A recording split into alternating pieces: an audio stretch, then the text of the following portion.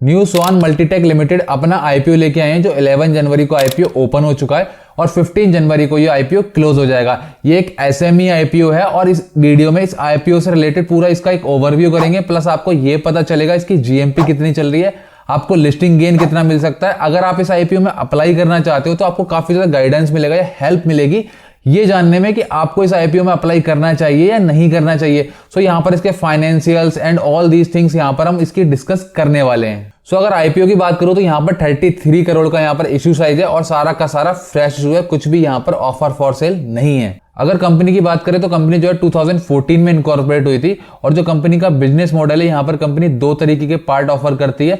Number एक हमारा automotive जो सेगमेंट होता है, यानी कि ऑटोमेटिव टू व्हीलर सेगमेंट है, उसके लिए यहाँ पर कंपनी पार्ट बनाती है। उसके अलावा जो मॉडर्न फार्मिंग होती है उसके लिए भी यहाँ पर कंपनी पार्ट जो है मैन्युफैक्चर करती है। तो इसके एक बार डिटेल में देख लेते हैं कौन कौन से पार्ट किस सेगमेंट के लिए बना रही है।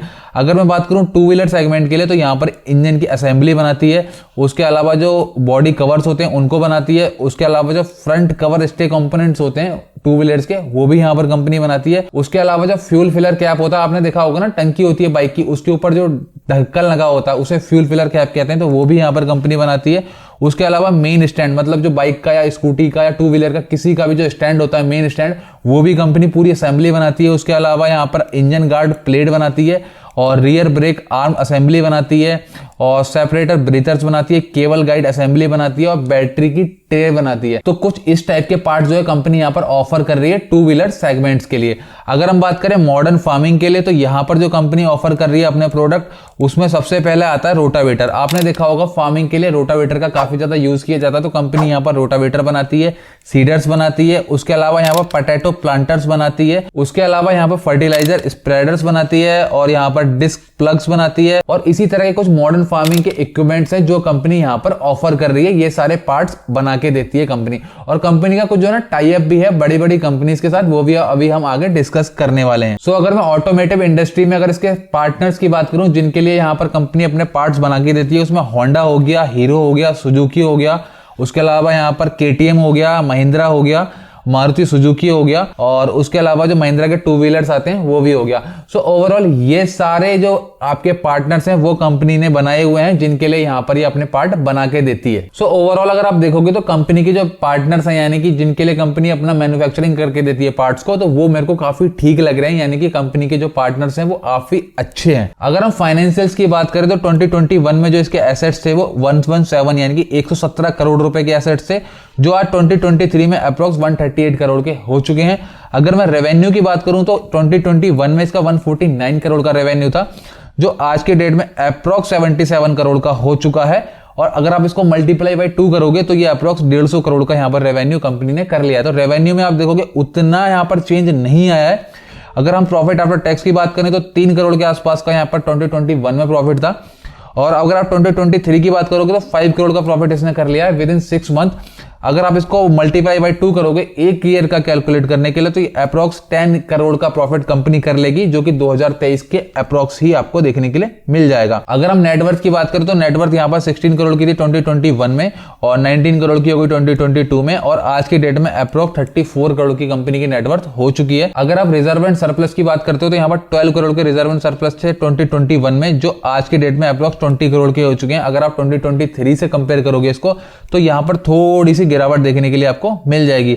अगर हम बोरोइंग की बात करें तो 45 करोड़ की कंपनी के पास बोरोइंग थी 2021 में और 2023 में अप्रोक्स 48 करोड़ की बोरोइंग कंपनी के पास है। लेकिन अगर आप देखोगे तो बोरोइंग कंपनी के पास ठीक ठाक है, मैं कम नहीं कहूंगा, लेकिन आप एक चीज पे ध्यान दो, बोरोइंग ना बड़ी नहीं है। जो बोरोइंग 2021 में थी वही आज 2023 में भी है अप्रोक्स। सो ये ठीक चीज है, बोरोइंग तो है बट बोरोइंग बढ़ नहीं रही है। अगर हम की परफॉर्मेंस इंडिकेटर की बात करें तो आरओई यहाँ पर 33.27 है, जो कि बिल्कुल अच्छा नंबर है और 24.86 का यहाँ पर आरओसी है, ये भी ठीक है।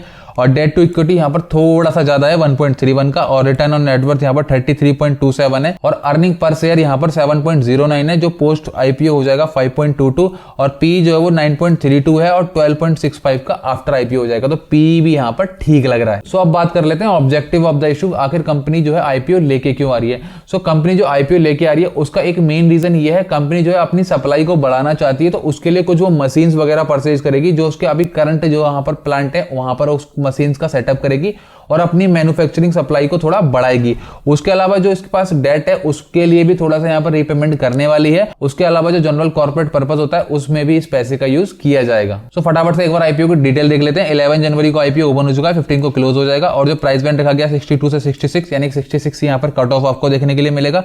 और जो एक लॉट का साइज है यहाँ पर आपको मिलेंगे 2000 शेयर्स और जो इसकी लिस्टिंग होगी वो बीएसई एसएमई पे होने वाली है।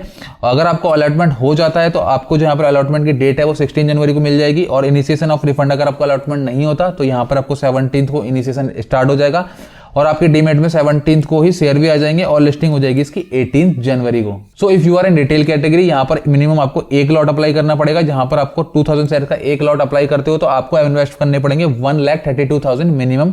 एंड अगर आप एचएनआई में अप्लाई करते हो तो यहाँ पर आपको मिनिमम अप्लाई करने पड़ेंगे 2,64,000 रुपीज। अभी अगर करंट प्रमोटर होल्डिंग की बात करें तो 100% जो है प्रमोटर्स के पास है, but after IPO it will be 73.62 only. So अभी बात कर लेते हैं जीएमपी की। आखिर कंपनी की जीएमपी कितनी चल रही है, आपको लिस्टिंग गेन कितना मिल सकता है। तो उससे पहले मैं आपको ये बता दूं, मैंने एक टेलीग्राम चैनल बना रखा है जिसका लिंक आपको डिस्क्रिप्शन में मिल जाएगा, जहां पर आपको छोटी मोटी सारी अपडेट मिल जाती हैं। जैसे कि यहाँ पर कुछ भी जीएमपी में चेंज होता है, कोई आईपीओ आने वाला होता है, तो जितनी भी आईपीओ से रिलेटेड अपडेट होती हैं वो आपको वहां पर मिल जाएंगे। अगर आप अपडेटेड रहना चाहते हो तो चाहे तो आप टेलीग्राम चैनल ज्वाइन कर सकते हो जो कि बिल्कुल फ्री है। सो अभी अगर करंट जीएमपी की बात करें तो यहाँ पर 39 रुपए की करंट जीएमपी चल रही है, जिसके अकॉर्डिंग यहाँ पर 105 रुपए का प्राइस हो जाता है, जो कि 59% यहाँ पर आपका अप्रॉक्स लिस्टिंग गेन बनता है। अगर आप एक लॉट में अप्लाई करोगे तो 59,300 रुपीज का आपको प्रॉफिट हो सकता है, बट ये कोई फिक्स प्राइस नहीं होता, ये अकॉर्डिंग टू जीएमपी इतना प्राइस यहाँ पर निकल के आ रहा है। सो ओवरऑल अगर मैं आईपीओ की बात करूं तो ओवरऑल आईपीओ के फाइनेंशियल्स यानी कंपनी के फाइनेंशियल्स ठीक लग रहे हैं और सेक्टर भी मेरे को ठीक लग रहा है, क्योंकि फार्मिंग से रिलेटेड भी यहाँ पर कंपनी इक्विपमेंट बना रही है